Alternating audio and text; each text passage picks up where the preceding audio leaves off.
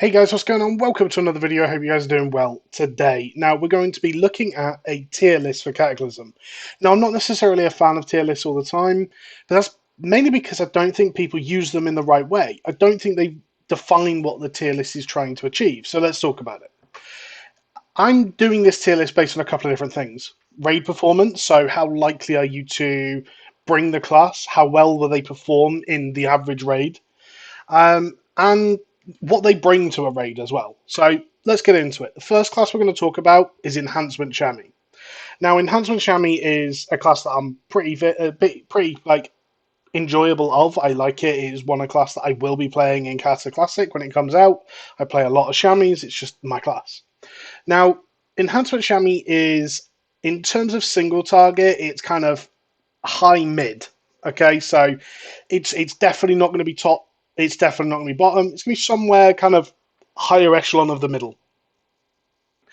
Now, they do bring quite a bit to a raid. They have the option to bring the attack power buff. They have the option to bring, obviously, totems, which fill in a lot of kind of buff gaps.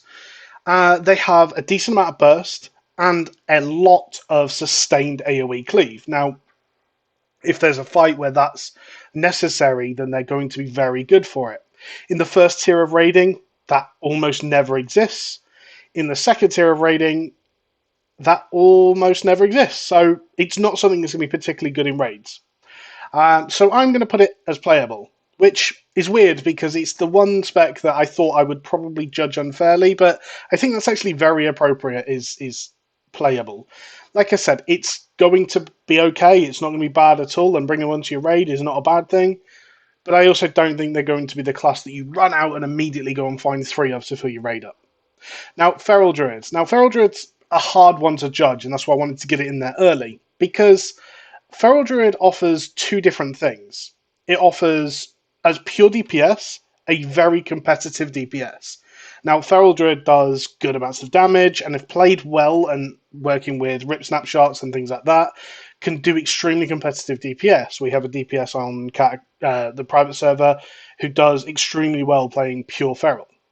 And if you're bringing a pure Feral, then I'm going to say that they're very viable. Now, there is another reason to bring a Feral, and that's if they are cat/bear and they hybrid tank, which I'm actually going to mark as a bear sign just because it's on this one and it's easier. And again, if you're bringing one of those, I'm going to say it's wanted in every comp. I'm going to say if you can find a druid that knows how to play cat on the one tank fights, that knows how to do this hybrid switch on the multi tank fights, that's pretty core to a 10-man comp. So I'm going to say that they're pretty wanted in most teams.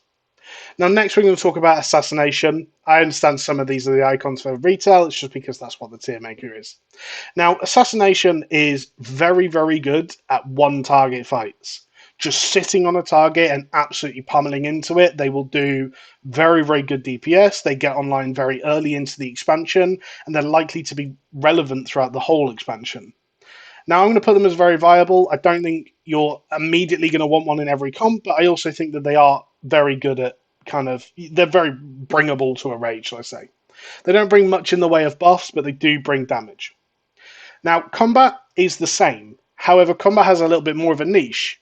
It does very good single target burst if the stars align, and they can use things like Killing Spree, because that's not an option in every fight.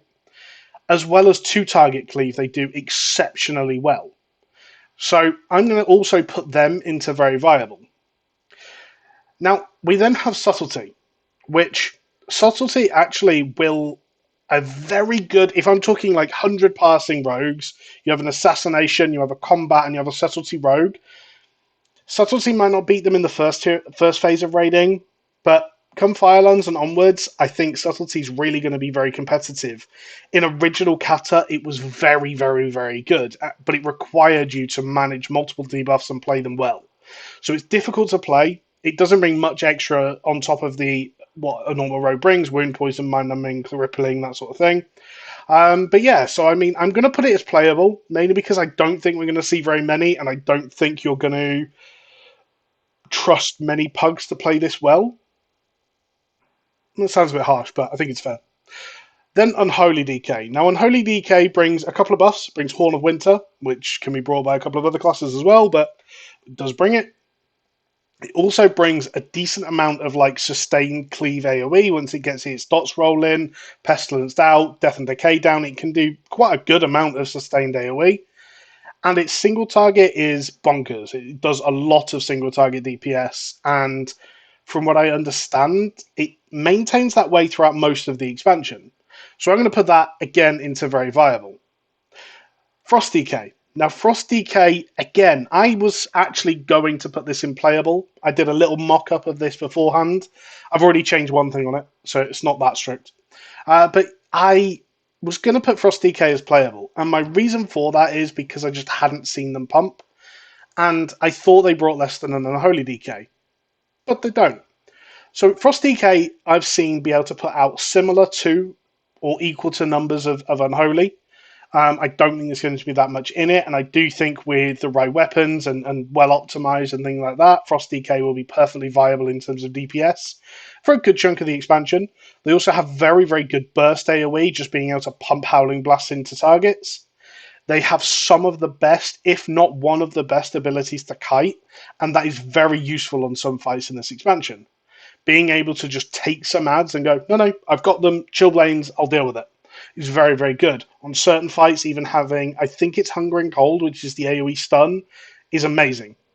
So their utility is slightly better than the Unholy DK, although the Unholy DK does have anti-magic zone, and their DPS is similar, so I think it's unfair if I put this anything other than very viable.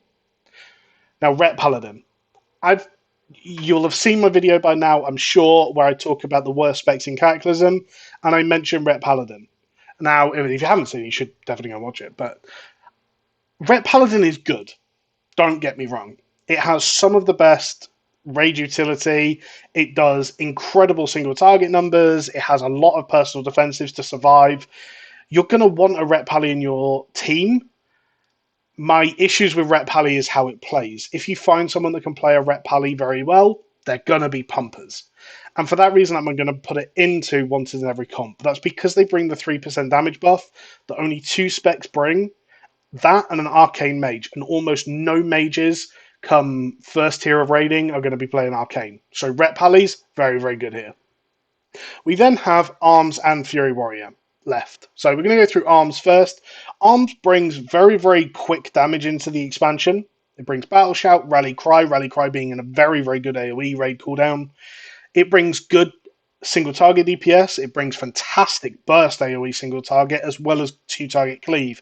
It pretty much brings everything, which for me, I mean, it's a very good class. It doesn't bring like something that no one else brings though. So for that reason, again, I'm going to put it into very viable and then talk about Fury Warrior.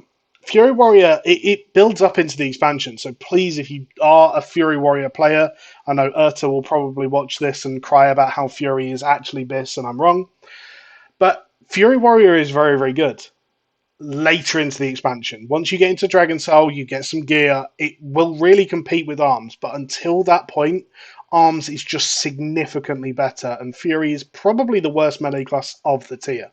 So I'm going to put them below average. There's nothing in bad, like entirely bad. I've seen Fury Warriors do good damage, and I've seen Ret Pallies do bad. I've seen Feral Druids, I've seen Assassination Rogues do bad. I played a Combat Rogue and did bad on it. It's one of those things that this really is the expansion of play what you're good at.